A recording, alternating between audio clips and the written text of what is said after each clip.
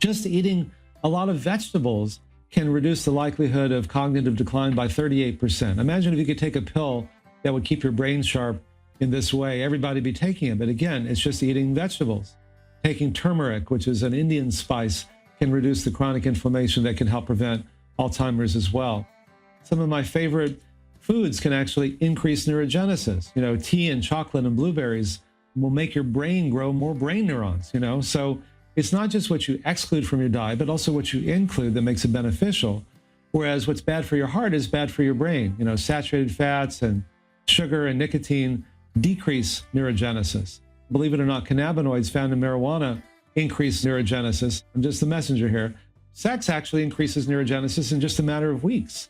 Again, the primary determinant of improvement wasn't how old people were or how sick they were. It was simply a function of how much they changed their lifestyle. The more they changed, the more they improved, which is, again, a very powerful message to give people at any age. And so I came up with this idea called the spectrum. And the spectrum is based on this finding. The more you change, the better you get. And the more you change, the better you feel. And the better you feel, the more likely you are to want to keep doing it. If you go on a diet, chances are you're going to go off a diet. Diets are all about what you can't have and what you must do. And then when you go off the diet, people have those toxic emotions, shame and guilt and anger and humiliation, which really are bad for you. And once you call foods good or bad, it's a very small step to saying I'm a bad person because I ate bad food, and might as well just finish the burger at that point. It gets into this whole shame and guilt and moralistic stuff. And so I said, look, what matters most is your overall way of eating and living. Instead of saying I'm on a diet, which means you're going to get off the diet and have all those toxic feelings, to say, look, I'm going to move in a healthy direction. What matters most is my overall way of eating and living. So if you indulge yourself one day, it doesn't mean you got off the diet or you failed or you cheated or you're bad. Just eat healthier the next. You don't have time to exercise one day, do a little more the next. You get the idea. And so it's a very compassionate approach because you can't fail. There's no diet to get on. There's no diet to get off. And so I categorize foods from the most helpful, what I call group 1, to the least helpful, group 5. And group 1 are the mostly plant-based foods. Group 5 are the usual suspects, red meat and fried foods and lots of sugar and things like that. And groups 2 through 4 in the middle. So I'll say to them, okay, where are you on the food spectrum? Let's start with that. Well, they might say, I'm eating mostly unhealthy group 4 and 5 foods. So instead of us telling them what they should be doing, you, the person, tell me how much you want to change and how quickly and how many things you're willing to change.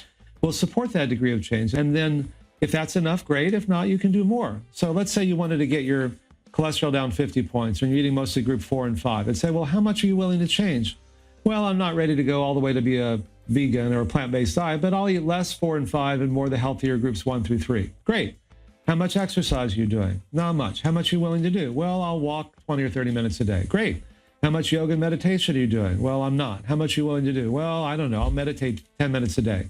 And I'll spend more time with my friends and family and loved ones. I'll say, great. So we'll track it. And if then after, let's say, a month, they wanted to get their cholesterol down 50 points and it came down 30, you say, look, you're moving in the right direction. Now just go a little bit farther and you'll get the rest of the way. The same is true. So it's a very compassionate and very effective way of changing lifestyle because you can't fail. I thought it'd be worth talking about what I think is an optimal way of eating. And it goes something like this. There really is a convergence of what most thoughtful people think is a healthy way to eat. You want to eat mostly plants. Fruits, vegetables, whole grains, legumes, in their natural, unrefined forms, are the healthiest way to eat. They're low in the disease-causing substances, and they have literally hundreds of thousands of protective substances, phytochemicals, bioflavonoids, carotenoids, retinols, isoflavones, genistein, lycopene, on and on and on, that have anti-cancer, anti-heart disease, and anti-aging properties. If it comes from a plant, Michael Pollan likes to say, eat it. If it's made in a plant, avoid it. And if you're going to eat meat, try to use it as flavoring rather than as a center of the plate kind of thing. You want to try to also reduce your intake of sugar. And there's been a lot of talk lately about how toxic sugar can be. And it's true, sugar and refined carbs. But as I'll talk about, it's not the whole story. It's just part of the story, but it's an important part of the story. And also you want to try to consume 4 grams a day of fish oil or flaxseed oil. My mentor when I was at Harvard was a man named Alexander Leaf, and he was the chair of medicine and became the first chair of preventive medicine. This was his pioneering work. And particularly if you have a little kid, by giving them fish oil or taking the fish oil yourself when you're growing the baby or putting it in your formula if you're not breastfeeding, which you should, or just taking it yourself, it'll end up in your breast milk. You can raise your baby's IQ from 7 to 10 points just from that alone. It's amazing. You can reduce the incidence of sudden cardiac death by up to 80%. You can reduce the incidence of prostate and breast cancer. And so that's an important thing to do. And if you can have organic is better. It doesn't have the insecticides, which we're learning now are often endocrine disruptors. They can really wreak havoc with your hormones. Now, I'd love to be able to tell you that butter and steak and meat and pork rinds and bacon and sausage are health foods, but they're not. Doesn't mean you should never eat them, but just don't kid yourself. Now, the myth is, Americans have been told to eat less fat. They're fatter than ever, so fat's not the problem. It's all sugar. Well, it turns out I was able to dig out from the U.S. Department of Agriculture database, is that really a true statement? It turns out it's not. That, in fact, Americans are not eating less fat. They're eating more fat than ever. From 1950 on, every decade, there's been a steady increase in the number of not only the amount of fat, the amount of calories, the amount of sugar, and the amount of meat and red meat. So it's not surprising why Americans are fatter than ever. It's because if you eat more calories, if you eat more fat, if you eat more sugar, and you eat more meat, you're going to gain weight. It's as simple as that. And we know that over the last 50 or 60 years, Americans are exercising a lot less as well. The real epidemic isn't just heart disease or diabetes, it's loneliness and depression and isolation. And so the unmet need in our culture is the need for connection and community. So we've kind of learned to just keep ourselves protected by keeping that wall up most of the time. But if you trust somebody, you can really open up. You can make yourself vulnerable. And to the degree you can do that, you can really have a deep connection with them. And to the degree you can do that, it's powerfully healing. And that also makes it sustainable when you have those kinds of connection. If it feels good, it's sustainable. If it's fun and you feel free, it's sustainable. If it's meaningful, it's sustainable. And if you feel a sense of love and support, that makes it sustainable.